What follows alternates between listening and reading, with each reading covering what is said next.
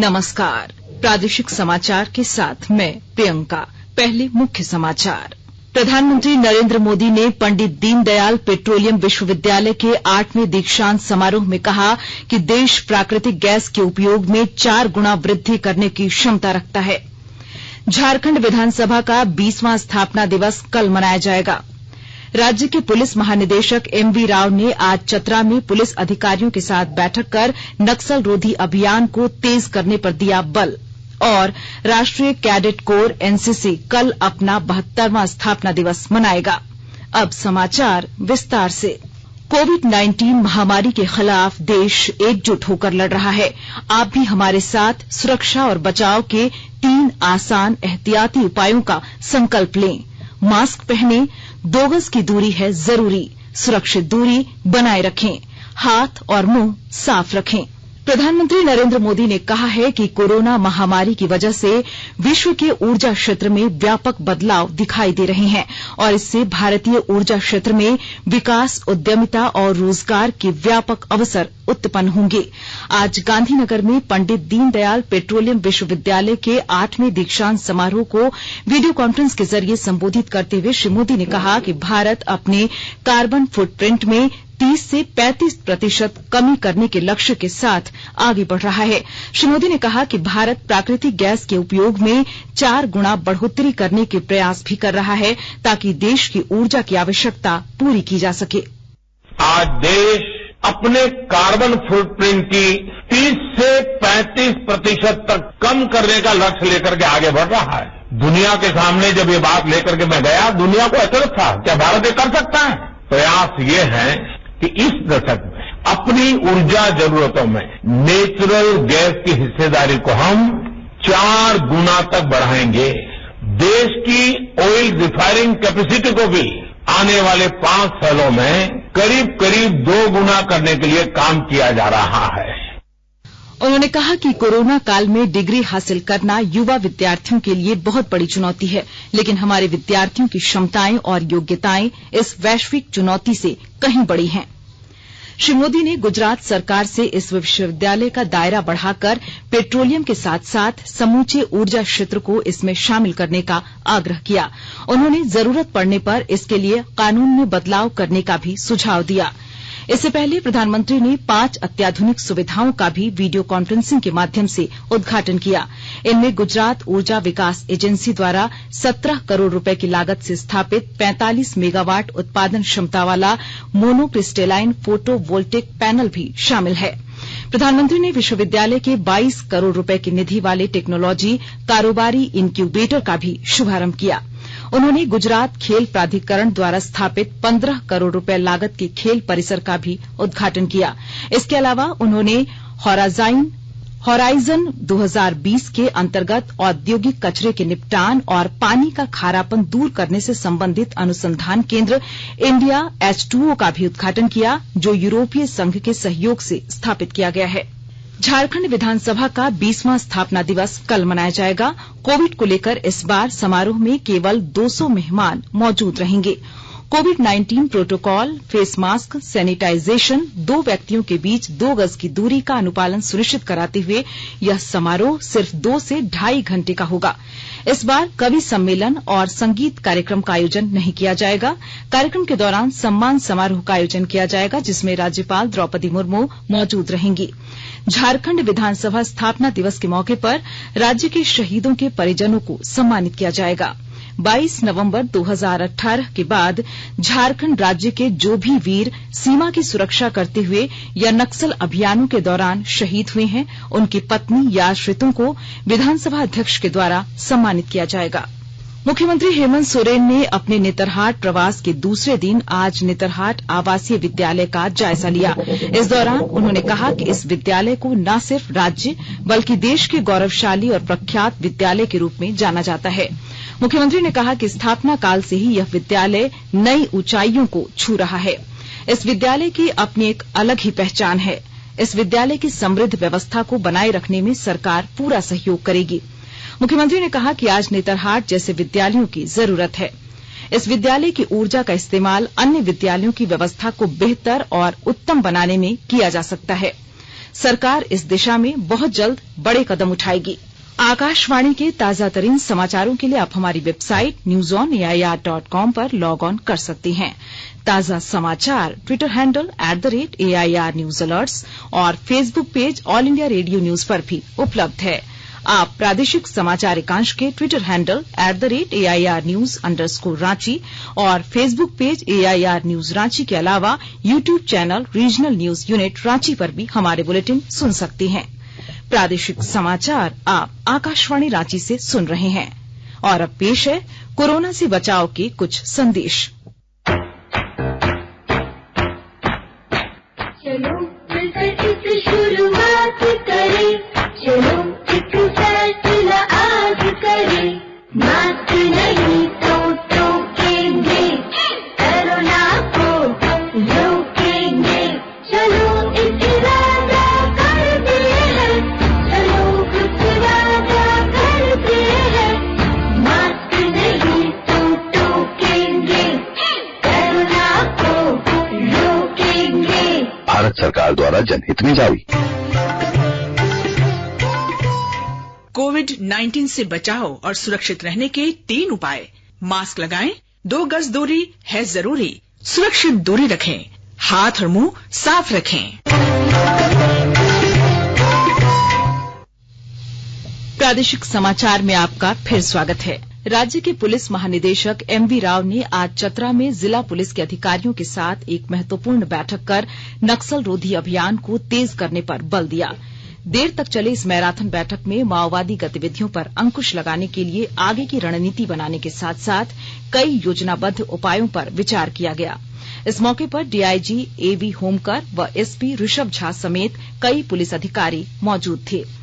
Police महानिदेशक MV Rao ने पत्रकारों से बात करते हुए कहा कि राज्य से माओवादियों के खात्मा के लिए आगे की रणनीति बना ली गई है। चतरा में हुए वारदात की घटना के बारे में DGP ने कहा कि जांच के बाद और भी तथ्य 1-2 दिनों में सामने आ जाएंगे। इस मौके पर उन्होंने आम लोगों से भी अपेक्षित सहयोग की अपील की और कहा कि नक्सलियों के बारे में किसी भी प्रकार की गतिविधियों की जानकारी पुलिस को निसंकोच उपलब्ध कराएं। चतरा के लोगों से अपील करना चाहूंगा कि आपको अपराध कर्मियों के बारे में, अपराध के बारे में, खास करके अवैध अग्नियास्त्रों को लेकर घूमने वालों के बारे में कोई सूचना अगर देनी है तो हमारा मोबाइल नंबर पर कॉल करके बता सकते हैं। मैं आपको यह वादा कर सकता हूं कि आपके विवरणी पूर्ण रूप से गोपनीय रहेगा। आपकी सुरक्षा और आपके जान माल की रक्षा करना पुलिस का प्रथम कर्तव्य है। अभी माओवादी ग्रुप सक्रिय होकर इधर कार्यकलाप कर रहा है, इनको हम लोग दबोचेंगे बहुत जल्द और ये कार्य संपन्न होगा। चतरा जिले के पत्थलगड़ा थाना क्षेत्र स्थित सिनपुर डैम के किनारे माओवादियों ने आज सुबह अर्घ्य देने के दौरान एक कोयला कारोबारी की गोली मारकर हत्या कर दी।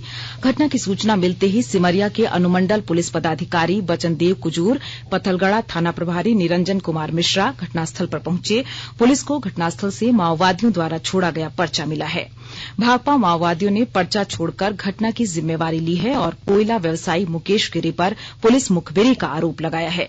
मृत कोयला कारोबारी की पहचान तपसा निवासी मुकेश गिरी के रूप में की गई। राज्य के इंडियन मेडिकल एसोसिएशन के सचिव शंभू प्रसाद से रंगदारी मांगने के आरोपी को पुलिस ने गिरफ्तार कर लिया है।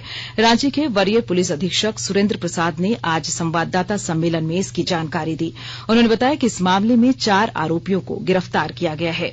चारों अपराधियों में इश्तियाक आलम उर्फ इश्तियाक अंसारी, जुनेद आलम, मुश्ताक अंसारी उर्फ प्रदीप पासवान और शेख अफजल शामिल है। श्री झा ने बताया कि चारों अपराधियों ने डॉक्टर शंभू प्रसाद के मोबाइल पर मैसेज भेजकर रंगदारी मांगी थी। इस मामले में कांके थाना में मामला दर्ज कराया गया था। एसएसपी ने बताया कि चारों अपराधियों ने एक कपड़ा व्यवसायी मोहम्मद इनायतुल्लाह उर्फ बबलू से भी 50 लाख रुपए की रंगदारी मांगी थी। इस मामले में भी कांके थाना में शिकायत दर्ज कराई गई थी। श्री झा ने बताया कि इन मामलों के उद्भेदन के लिए एक टीम बनाई गई थी। टीम ने त्वरित कार्रवाई करते हुए कांड में संलिप्त अपराधियों को गुमला और रांची से गिरफ्तार किया है। गिरफ्तार आरोपियों के पास से कांड में प्रयुक्त मोबाइल, सिम कार्ड और अन्य सामानों की बरामदगी की गई है। दुमका जिले में पुलिस ने आज 2 अलग अलग मामलों में 2 बड़े अपराधियों को गिरफ्तार किया है। पहली गिरफ्तारी दुमका जिले के शिकारीपाड़ा थाना क्षेत्र से हुई है, जिसमें पुलिस ने मुन्ना राय नाम के अपराधी को गिरफ्तार किया है, जिसने पिछले दिनों 25 लाख रुपए रंगदारी नहीं देने पर पत्थर व्यवसायी मनोज भगत उर्फ काला मनोज को गोली मारी थी। उस पर पत्थर व्यवसायी आदित्यनाथ गोस्वामी से भी 40 लाख रुपए रंगदारी मांगने का आरोप है। दूसरी गिरफ्तारी जिले के तालझारी थाना क्षेत्र में गोलीकांड के मुख्य अभियुक्त योगेश दास की हुई है। पुलिस को उसके पास से एक देसी पिस्टल, 8 जिंदा कारतूस, 3 मोबाइल मिला है। दोनों को न्यायिक हिरासत में जेल भेज दिया गया है। विश्व का सबसे बड़ा वर्दीधारी युवा संगठन नेशनल कैडेट कोर एनसीसी कल अपना 72वां स्थापना दिवस मनाएगा। स्थापना दिवस समारोह की शुरुआत में आज नई दिल्ली में राष्ट्रीय समर स्मारक पर एक कार्यक्रम आयोजित किया गया और अपने जीवन का सर्वोच्च बलिदान देने वाले शहीदों को श्रद्धांजलि अर्पित की गई। रक्षा सचिव डॉक्टर अजय कुमार और एनसीसी के महानिदेशक लेफ्टिनेंट जनरल राजीव चोपड़ा ने एनसीसी की ओर से माल्यार्पण किया। रक्षा सचिव ने कहा कि एनसीसी कैडेटों ने कोरोना योद्धाओं के रूप में कोविड-19 महामारी के दौरान निस्वार्थ रूप से अपनी सेवाएं दी, ताकि इस महामारी से निपटने के उपायों के बारे में लोगों को जागरूक किया जा सके। बोकारो जिले में उदीयमान सूर्य को अर्घ्य देने के साथ महापर्व छठ संपन्न हुआ। व्रतियों ने सामाजिक दूरी का पालन करते हुए घरों में और नदी तालाबों के किनारे बने छठ घाटों पर विधि विधान से पूजा अर्चना की। विस्तृत ब्यौरा दे रहे हैं हमारे बोकारो संवाददाता। उगते सूर्य को अर्घ्य के साथ बोकारो जिले में महापर्व छठ संपन्न हो गया। जिले के लाखों श्रद्धालुओं ने भगवान भास्कर को अर्घ्य देकर सुख समृद्धि की कामना की। कोरोना महामारी के कारण ज्यादातर व्रतियों ने छठ की पूजा अपने घर पर ही की। हालांकि नदी तालाबों के घाटों पर भी छठ पूजा करने वालों की संख्या कम नहीं थी, लेकिन घाटों पर अन्य वर्षों की तुलना में श्रद्धालुओं की भीड़ जरूर कम देखने को मिली। ज्यादातर श्रद्धालु सरकार द्वारा जारी दिशा निर्देशों का पालन करते देखे गए। पुलिस प्रशासन द्वारा यह सुनिश्चित किया गया कि लोग मास्क पहने और सामाजिक दूरी का पालन करें। मनोज कुमार, आकाशवाणी समाचार, बोकारो। पलामू के मेदिनीनगर सेंट्रल जेल में भी लोक आस्था का महापर्व छठ संपन्न हुआ। प्रतिबंधित नक्सली संगठन भाकपा माओवादी के बड़े नक्सली मिथिलेश सहित 20 कैदियों ने उदीयमान सूर्य को आज सुबह अर्घ्य अर्पित किया। पर्व के दौरान पूजा की सारी व्यवस्था सेंट्रल जेल प्रबंधन ने कराया। मेदिनीनगर सेंट्रल जेल में छठ पर्व करने की इच्छा रखने वाले कैदियों में 5 महिला बंदी भी शामिल थीं। जेलर प्रमोद कुमार ने बताया कि छठ पर्व करने के लिए 20 लोगों ने जेल प्रशासन को आवेदन दिया था।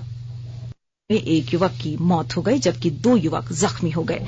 इनमें से एक की स्थिति गंभीर बनी हुई है। दोनों घायलों को चतरा सदर अस्पताल में रेफर किया गया है। प्रत्यक्षदर्शियों ने बताया कि तीनों युवकों में से किसी ने भी हेलमेट नहीं पहना था। मृतक की पहचान गिद्धौर निवासी 30 वर्षीय विकास कुमार साव के रूप में की गई।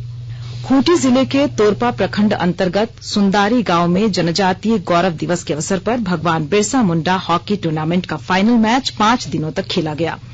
बिरसा मुंडा हॉकी टूर्नामेंट का फाइनल मैच अंबा टोली और जेआरडी खूंटी के बीच खेला गया, जिसमें जेआरडी खूंटी की टीम ने 2 गोल दागकर अंबा टोली की टीम को परास्त किया। प्रथम पुरस्कार के रूप में विजयी टीम को 31,000 रुपए अखिल भारतीय विद्यार्थी परिषद द्वारा प्रदान किया गया। साथ ही उप विजेता बनी अंबा टोली की टीम को 11,000 रुपए की राशि प्रदान की गई। और अब अंत में मुख्य समाचार एक बार फिर। प्रधानमंत्री नरेंद्र मोदी ने पंडित दीनदयाल पेट्रोलियम विश्वविद्यालय के 8वें दीक्षांत समारोह में कहा कि देश प्राकृतिक गैस के उपयोग में 4 गुना वृद्धि करने की क्षमता रखता है। झारखंड विधानसभा का 20वां स्थापना दिवस कल मनाया जाएगा। राज्य के पुलिस महानिदेशक एमवी राव ने आज चतरा में पुलिस अधिकारियों के साथ बैठक कर नक्सल रोधी अभियान को तेज करने पर दिया बल। और राष्ट्रीय कैडेट कोर एनसीसी कल अपना 72वां स्थापना दिवस मनाएगा। इसके साथ ही आकाशवाणी रांची से प्रादेशिक समाचार का ये बुलेटिन समाप्त हुआ। नमस्कार। घर में रहिए, सुरक्षित रहिए और सुनते रहिए आकाशवाणी।